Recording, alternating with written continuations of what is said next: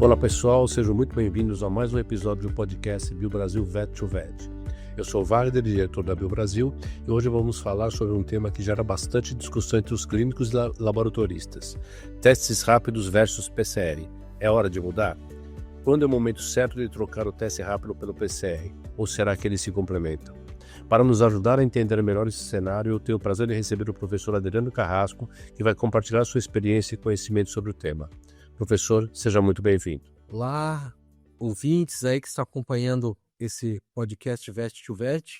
Hoje a gente vai bater um papo interessante, em cima de uma dúvida que sempre recai em cima de nós, tanto do laboratório quanto da clínica. Da mesma forma que surgiram, os testes rápidos ali, se eu não me engano, final dos anos 90, início dos anos 2000, chegaram com mais força, se popularizaram e tal, vem chegando junto às provas moleculares, e cada vez se popularizando no sentido tanto de custo quanto de possibilidades de locais fazendo a técnica.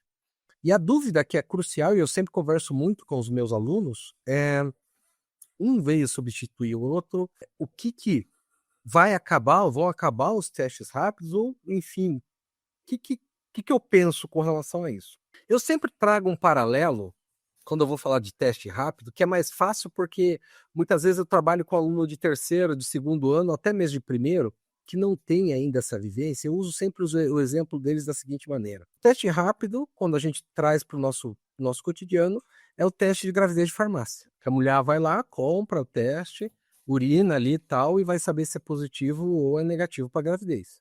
E usualmente, quando ela faz isso e dá positivo ou até mesmo negativo, ela vai fazer o laboratório. Então, o comparativo que eu trago das provas moleculares, do diagnóstico molecular, da evolução até das provas moleculares com os testes rápidos, é exatamente esse. Quando que eu vou utilizar o teste rápido? Quando, principalmente, eu não tiver a possibilidade e a facilidade do uso molecular. Porque eu tenho um monte de questões variáveis aí. Embora, hoje em dia, existem equipamentos aí mais modernos, e eu acredito que a evolução está vindo numa velocidade assim absurda, Eu brinco que a gente é a última geração que viu analógico e digital, mas a evolução está vindo muito rápida, mas a gente tem hoje provas moleculares que você dá o diagnóstico quantitativo, ou seja, quantas cópias ou quanto de material genético eu tenho ali em 1h30. Aquela primeira questão que a gente usava, não, eu uso o teste rápido, porque o PCR, uma prova molecular, alguma coisa assim, demora muito, essa já não tem mais, obviamente, dependendo da tecnologia que o laboratório trabalha. Então esse é o primeiro ponto. Mas eu acho ainda que os testes rápidos têm o seu valor e têm o seu mercado. Primeiro, em determinadas doenças que você ainda não tem a prova molecular, em um determinado momento que você não consegue utilizar uma prova dessa, por exemplo, do veterinário que trabalha volante, Às vezes é muito mais negócio para ele ter o teste rápido, fazer o teste ali na frente do responsável pelo animal e ter uma resposta ali, porque daí já consegue encaminhar. Então, ele talvez consiga ali agregar um pouco mais no atendimento dele. Algumas situações ainda que no local onde está aquilo ali, porque a gente, a gente precisa também entender, eu sempre brinco com os meus alunos, a gente precisa entender que não é todo local que tem a estrutura que tem São Paulo, Rio de Janeiro, Belo Horizonte, Curitiba, enfim.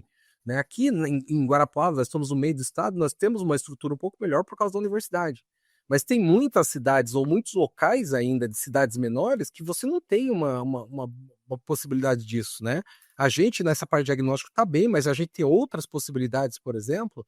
A gente sabe que para muitos locais, tomo, ressonância é uma realidade para animal. Para a gente ainda está muito distante, porque tem que ir para Curitiba, e isso gera uma demanda. Então, a gente precisa também entender que nem todo local é uma cidade como São Paulo, que você tem tudo ali disponível, justamente pelo poder aquisitivo que o município tem. Então, às vezes, em uma determinada situação, em um determinado momento, sim, eu acho ainda a vida longa aos testes rápidos. Eles vão ter muito mercado ainda, Inclusive, por exemplo, aí eu vou dar um exemplo para vocês, caso do diagnóstico da FIV, da imunodeficiência viral felina, aquela feita por anticorpos, por quê? Que é uma tecnologia consagrada. Então, é uma metodologia consagrada. Ela vai ser substituída por uma prova molecular? Nesse momento, acredito que não.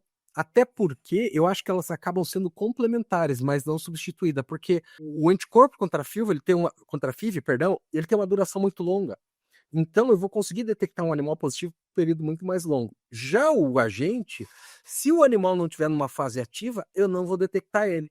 Só que aí vai a sua interpretação e o conhecimento. Por quê?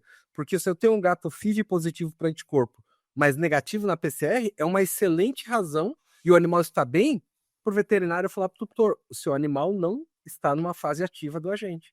Ele não tem um quadro de viremia importante, então tá ótimo, vamos só acompanhar o quadro dele e oferecer isso até como um acompanhamento diagnóstico. Aí oferece mais um serviço para o responsável do animal. Então, cabe a gente entender todas essas particularidades dos testes para a gente poder fazer orientação e, principalmente, poder indicar cada um de uma forma mais importante.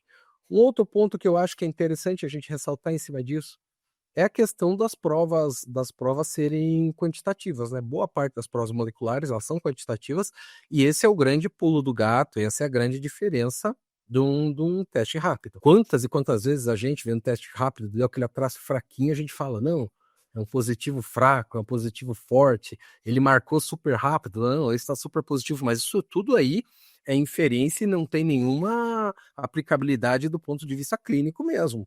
Por quê? Tracinho fraquinho, tracinho forte ou rápido é positivo do mesmo jeito, ponto, acabou. Já na prova molecular eu consigo. Se eu estou fazendo acompanhamento de um animal FeLV, se eu quero saber se aquele animal é regressivo, progressivo, que tipo de infecção que ele tem, se o tratamento está fazendo efeito num animal, por exemplo, com a sinomose, se está fazendo efeito num animal talvez com parvovírus, talvez com a FeLV, com outro patógeno, eu consigo fazer esse acompanhamento. O animal veio com a clínica de uma FeLV, dosei aí a viremia, ele está com uma taxa de vírus X, iniciar o tratamento, fazer o acompanhamento, repito, em 15 dias, opa, deu uma carga viral menor. Possivelmente o tratamento está te dando uma resposta melhor. Então, eu consigo ter uma gama de interpretação muito mais interessante. Só que aí vai aquela dificuldade que a gente tem, que o teste, prova direta, às vezes hoje você precisa de uma prova indireta que às vezes o teste rápido consegue te fornecer. Então isso é um ponto interessante também. Em termos de custo, né, eles já não estão tão distantes como eram no passado, né? Exatamente, chego a esse ponto também que eu acho que é crucial a gente conversar. Eu brinco, falo com os meus alunos lá, quando eu vi a primeira vez o teste rápido, cara, era um valor absurdo, era um valor proibitivo. Hoje ele está num custo que, assim, a prova molecular a gente está jogando aí 30, dependendo do mercado, dependendo da prova, do laboratório da prova rápida, isso é importante, né? E isso é importante também, e aí eu vou até trazer não vou citar marcas, né? Mas vocês têm que ter um cuidado também com o teste rápido muito barato. Eu já tive problemas com isso aqui no nosso laboratório. Muito cuidado, porque nós temos um teste que é muito mais barato do que a marca XYZ. Você pensa, não, vou aumentar minha margem, mas o teste não funcionava. Não funcionava. Tanto é que quando as pessoas, os laboratórios vêm oferecer teste rápido pra gente, eu sempre falo, me deixa uma caixa para eu fazer duplicata. Porque eu vou comparar com o meu, que eu considero como padrão ouro, para saber se eu posso confiar ou não. Eu não tenho como fazer isso. Eu falei, então eu não tenho como trabalhar com o seu. Porque, gente, simplesmente pegar uma marca X e começar a utilizar só porque ela é mais barata, cuidado com isso. O barato pode acabar saindo caro. E hoje, se você pega um teste aí rápido, de uma qualidade aí boa, e uma prova molecular, eu tô falando da prova molecular custar talvez 20, 30, 40% a mais, não é aquele valor absurdo de ao dobro, triplo. Isso é um ponto que eu acho que traz uma aproximação muito grande em cima da resposta. Se você tem um cliente cujo tutor pode pagar por isso, faz os dois, faz o rápido e depois manda a prova molecular para você ter certeza, para quantificação, enfim. Que, aliás, eu acho que é um ponto crucial também. Eu acho que a gente já passou do tempo de falar de prova molecular qualitativa. Se algum lugar que você está fazendo qualitativa, continua com o SNAP. Porque a gente já está no quantitativo, não dá para você mais pensar em prova de PCR, prova qualitativa. Então já vai para algum que faça o quantitativo, ou seja, quanto de partícula viral tem, seja pelo número de ciclos, seja pelo número de cópias, que para mim é indiferente a interpretação. Você consegue interpretar os dois exatamente da mesma forma. E você consegue, com a prova molecular, ter um quantitativo muito, muito interessante. Se fosse para escolher hoje, se eu tiver a mesma possibilidade, obviamente eu escolheria uma prova molecular. Tem a dúvida, não tem a disponibilidade? Não, vamos com outra possibilidade e a gente vai conversando em cima disso. Daí, mais uma vez, o que eu falei em episódios anteriores aqui do nosso podcast, esse contato laboratório clínico ele tem que ser muito maior. É uma pena que a gente se afastou tanto, mas eu acho que tem que ser muito maior e os dois lados acabam ganhando com isso. Em termos de sensibilidade e especificidade, como é que você compararia um e o outro? É bem legal esse questionamento seu, porque assim, a gente acaba indo em cima dos testes que o laboratório que está vendendo, por exemplo, a prova rápida, ela fala. Então a gente fala, o laboratório fala em 96, 97, dependendo da marca e tal. Mas assim, Wagner, eu estou fazendo um trabalho aqui no nosso laboratório, a gente está percebendo que está existindo amostras positivas da molecular e negativas no teste rápido, e a gente trabalha com teste rápido de qualidade aqui, mas o contrário não está acontecendo. Com exceção, obviamente, da FIV, que ela está medindo outra coisa, anticorpo e tal, mas a gente está observando isso. Mas, vejam bem, existe um ponto também que é crucial que a gente fale.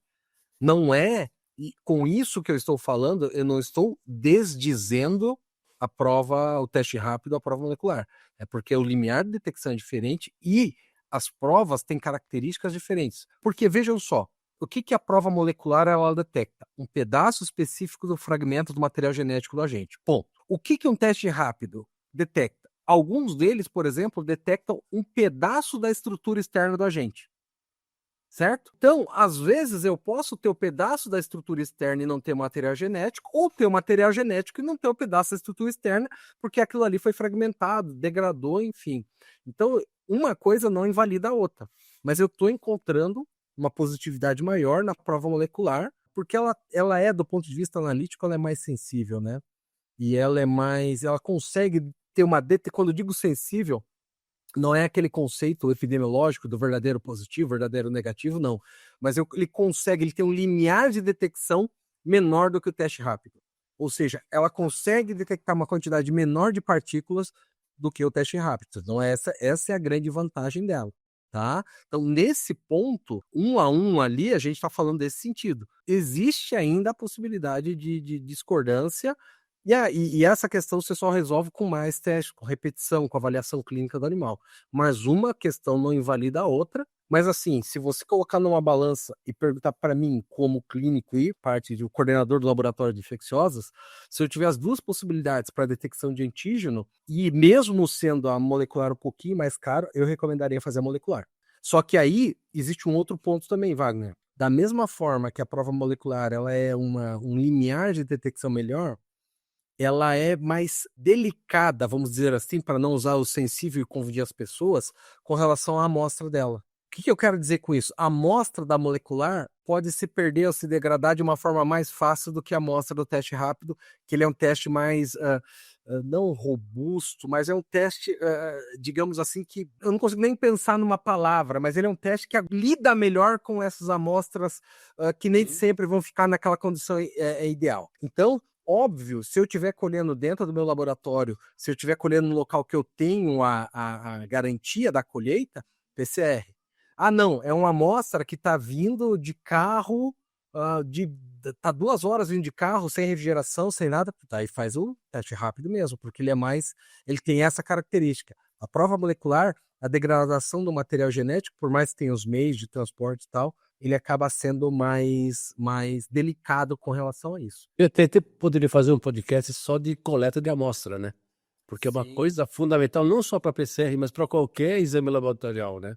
E muitas vezes não se dá o cuidado devido, né? E a atenção devida a isso. Exatamente. A gente conhece, assim, nosso laboratório também faz muita parte de citopatologia, e quantas vezes a gente vai ler as lâminas, ó, a lâmina já vem pronta, né? Refazer a lâmina, refazer isso, e às vezes o clínico fica bravo, tal, e não sei o quê, mas você não consegue fechar um diagnóstico, você não consegue dar um diagnóstico porque a amostra não está muito legal. Aquilo que eu brinquei no outro, né? Você vai colher de um gato de 1 quilo agressivo, você tira lá com muito esforço aquele 0,5 ml e ele coagula, e aí você acaba, entre aspas, brigando com o laboratório, mas o laboratório está certo. Como é que ele vai dar um diagnóstico numa amostra com essa qualidade? Mas vamos pensar num podcast a esse respeito também, que eu acho que é super importante. Eu acho que é muito importante, a gente pode pensar nisso, porque interfere diretamente no nosso resultado. Muitas vezes, a gente abre mão disso, e acho que vale a pena um debate, uma compreensão clara por conta disso. E aí acaba também, Wagner, indo ao encontro daquilo que eu falei, dessa troca de ideias do laboratório com o clínico e clínico-laboratório. A gente acaba trocando experiência, ajudando muito o clínico também. Falando, ó, como é que você colheu? Como é que você fez isso? Putz, a gente já teve problema assim, já teve problema assado. Faz assim, faz assado, usa tal coisa. Porque às vezes é uma coisa que não tá em nenhum lugar escrito. Mas o cara fala, não, eu usei tal material de tal coisa e não tá funcionando isso. Então você fala, olha, que marca que é isso? E, enfim, eu vou te dar um exemplo bem interessante dessa questão que não é escrito. Quando eu fiz o meu mestrado, eu trabalhei com vírus de Newcastle na parte molecular e eu usava controle positivo. E a gente usava vacina. E a vacina, ela formava uma banda, que é a banda nossa de interesse, na época era o PCR convencional. E a cepa Uster formava 2 bandas. A que a gente queria mais uma.